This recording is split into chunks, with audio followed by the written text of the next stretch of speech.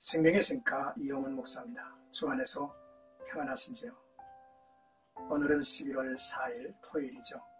샘가에서는 신명기서를 묵상하는데 오늘이 34번째 시간이 되겠습니다. 13장 6절에서 18절까지 유혹을 경계하라 라고 하는 내용입니다. 유혹은 나와 전혀 상관이 없는 곳에서 오지 않습니다.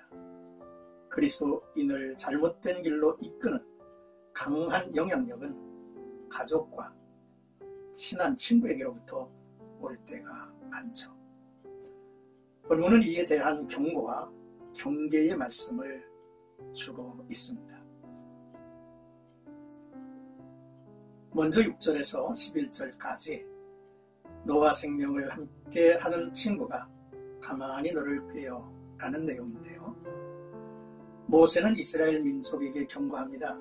가족이나 친구나 조상들이 알지 못하는 신들을 섬기자 해도 그를 따르지 말라고 권하죠. 다른 모든 신들은 거짓된 신들입니다. 아브라함, 이삭, 야곱이 섬기던 하나님이 아니죠. 가장 가깝고 사랑하는 관계에 있는 사람들의 말을 거절하는 것은 참 어려운 일입니다.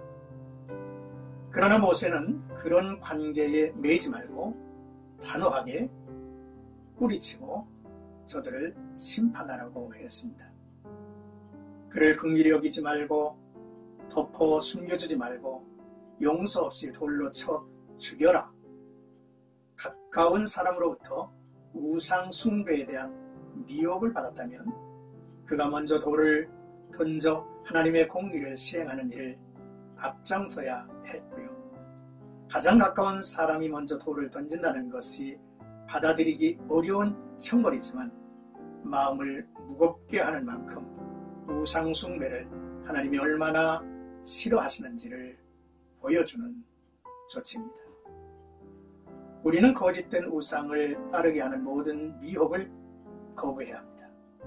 가족과 친구가 은밀하게 다가와 미혹해도 단호하게 거절해야죠. 가족과 친한 친구의 영향력은 크지 않습니까?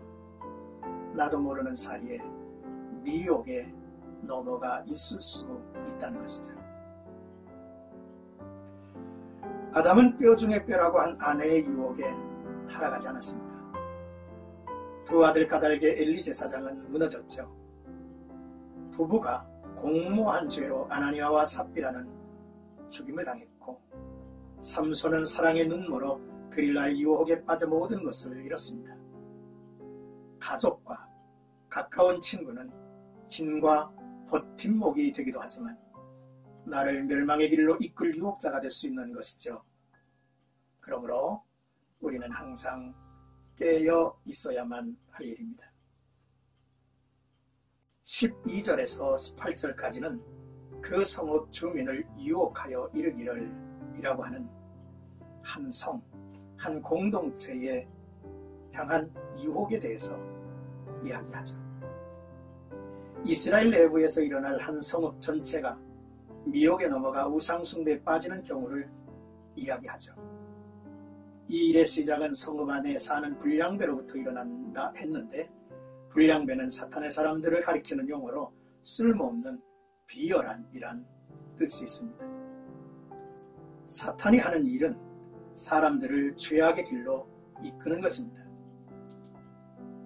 만약에 이들로 인해서 한 성읍이 우상숭배에 빠졌다면 단지 소문으로만 판단하지 말고 자세히 묻고 살펴보아야 합니다.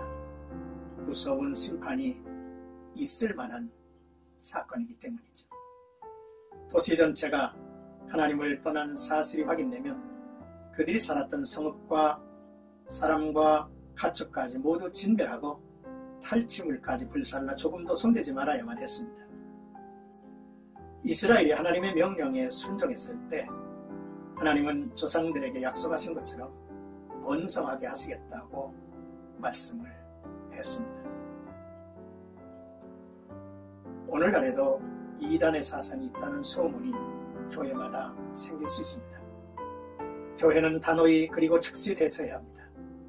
섣불리 판단하지 말고 철저히 진상을 조사하고 그 진원지와 확산의 원인을 객관적으로 조사하고 사실이라면 이단으로 규정하고 처리해야 합니다. 그러나 누가 유언비어로 거짓을 뉴스로 퍼뜨린 것이라면 사실을 바르게 밝혀줘야 하겠죠. 사랑하는 생각하신 여러분, 하나님이 허락하신 가족이 얼마나 중요한지를 깨닫게 합니다. 하나님이 맺어주신 가족과의 관계 속에, 친밀한 친구와의 관계 속에 서로 어떤 영향을 끼치고 있는지를 살펴야 합니다.